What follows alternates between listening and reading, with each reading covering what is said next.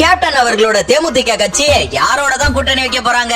இவ்வளவு பெரிய மாநாட போட்டு சொல்லாம ஏமாத்திட்டாங்களே. ஆனா நம்ம கேட்ச் பண்ணியாச்சு. இந்த வீடியோல அவங்க யாரு கூட கூட்டணி வைக்க போறாங்கன்றத ஓபன் டாக்காவே சொல்லிடலாம். ஃபர்ஸ்ட் ஆஃப் ஆல் கேப்டன் மாநாடு ஒரு நேரத்துல எப்படி இருந்துச்சு தெரியுமா? கேப்டன் கட்சியே ஒரு நேரத்துல எதிர்கட்சிங்க.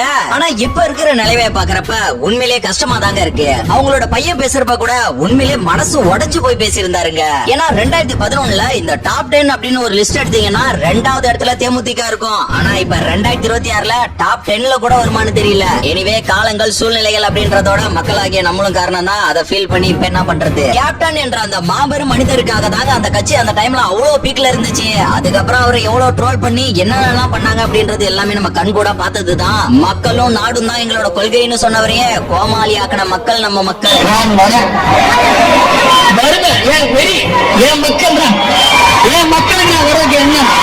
ஓகே, இப்ப இவங்க யார் கூட கூட்டணி வைக்க போறாங்க அப்படின்னு கேட்டீங்கன்னா திராவிட முன்னேற்ற கழகமும் கிடையாது, அம்மா மக்கள் முன்னேற்ற கழகமும் கிடையாது, தமிழக வெற்றி கழகமும் கிடையாது. அப்ப யாரு ப்ரோ அப்படின்னு கேட்டீங்கன்னா வேற யாரு?